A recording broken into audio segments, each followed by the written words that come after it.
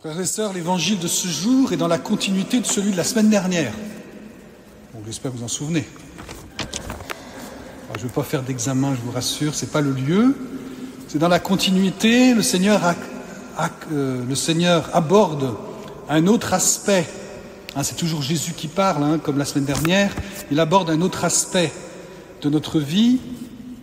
La semaine dernière, c'était plus par rapport aux autres, par rapport à la violence, à la paix, par rapport à la charité, par rapport à la miséricorde. Soyons miséricordieux comme notre Père du ciel est miséricordieux.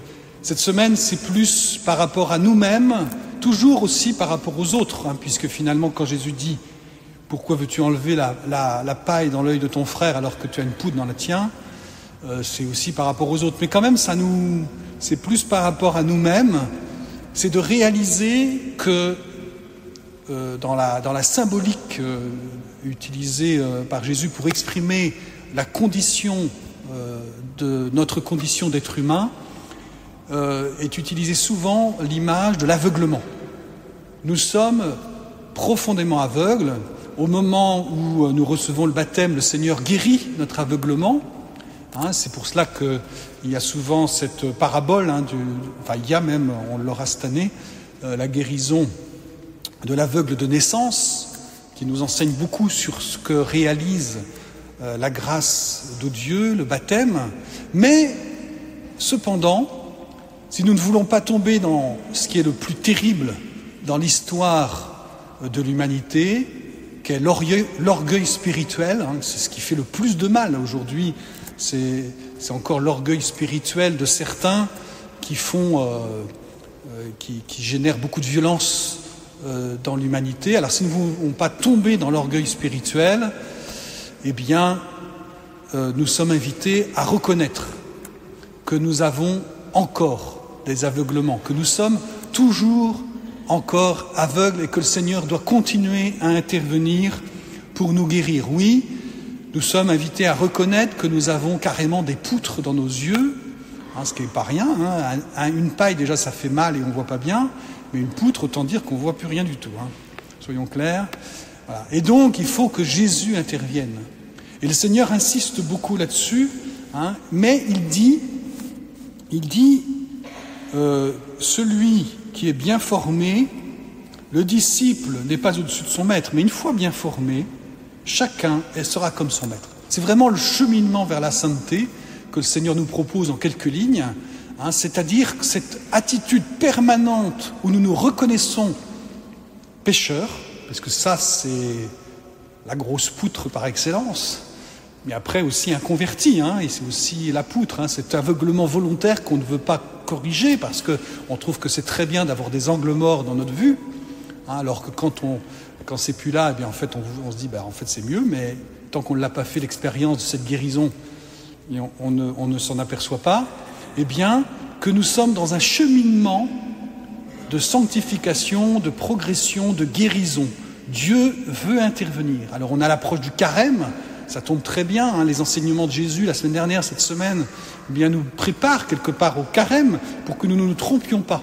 Nous ne croyons pas que nous sommes de ceux qui n'ont plus rien dans les yeux et qui peuvent se permettre de corriger leurs frères, de faire la leçon, de se sentir supérieur aux autres. Au contraire, le bon chrétien, on pourrait dire comme ça, le bon chrétien se sent très pauvre, très petit et a conscience profondément de son péché et qu'il a encore des poutres dans ses yeux. Aussi, alors je me suis amusé cette fois-ci à chercher des apophthegmes des pères du désert. Je vais vous en citer deux. Vous savez, c'est ces pères qui sont au début du christianisme, qui se sont partis dans les déserts d'Égypte et qui ont créé des petits enseignements très, très courts. Et donc, je vous en cite un.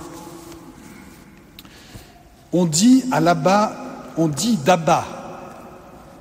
Arsène que toute sa vie,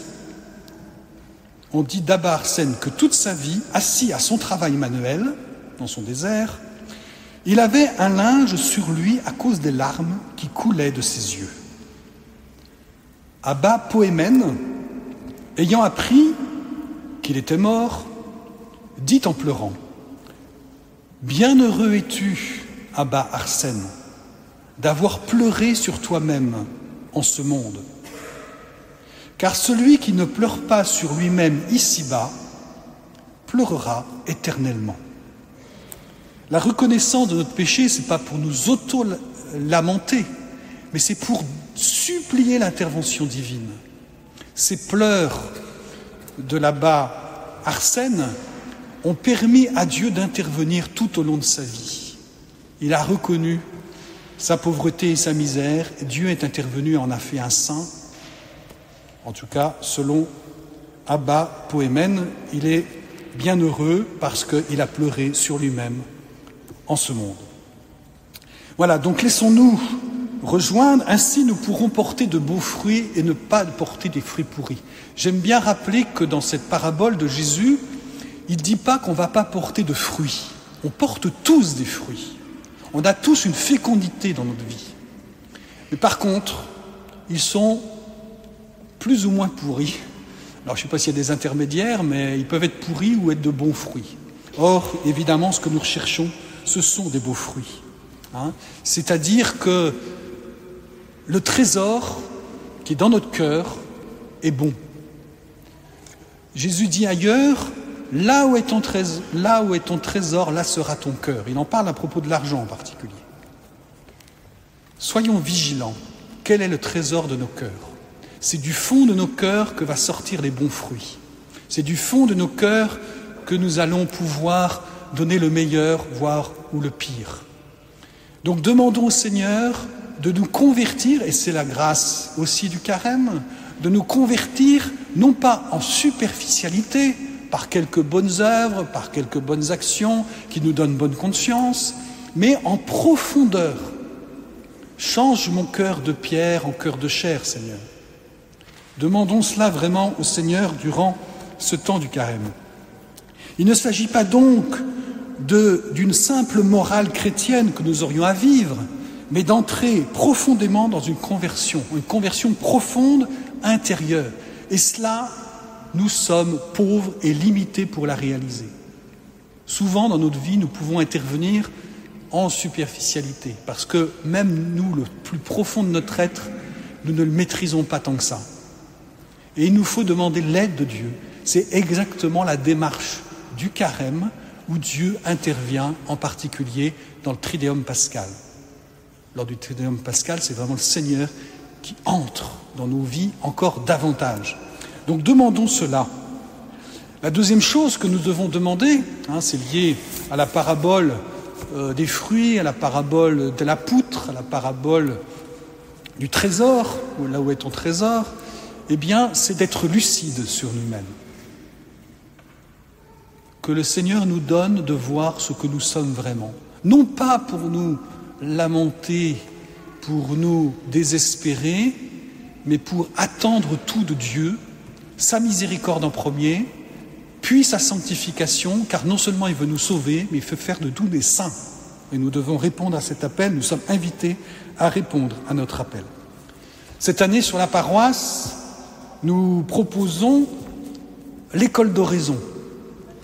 C'est un peu l'effort de carême qui est proposé à toute la paroisse. Évidemment, on ne peut pas tous le faire. Évidemment, on peut faire d'autres efforts par ailleurs.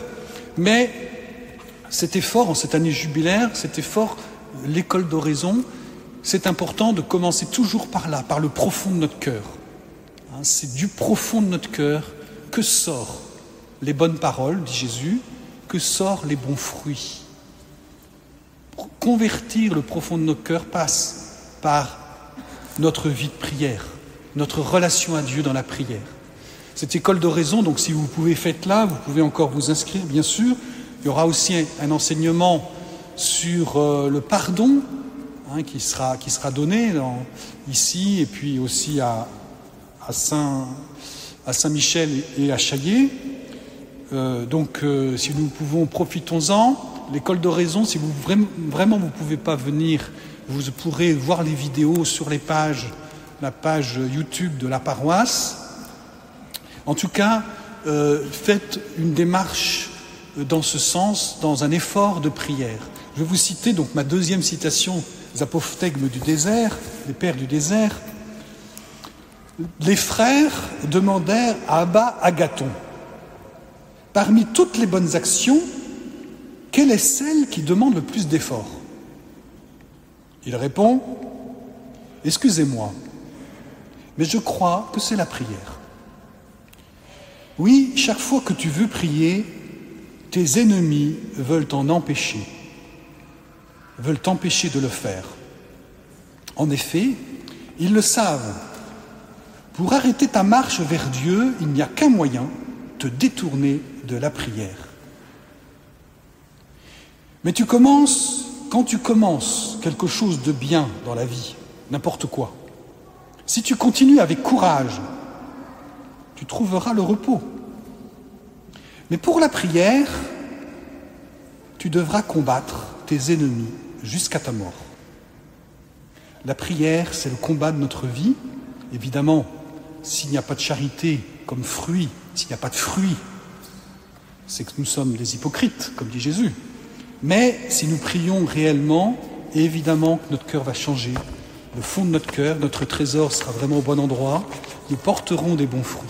Alors demandons à entrer dans ce chemin de carême à travers la prière, mais aussi le jeûne et l'aumône. Je vous souhaite donc un bon carême et puis vous aurez à la fin de la messe sera distribué, vous partirez bien avec un petit livret qui va vous accompagner dans la prière avec le pape François et puis ensuite aussi un feuillet qui résume toutes les propositions de carême de notre paroisse. Amen.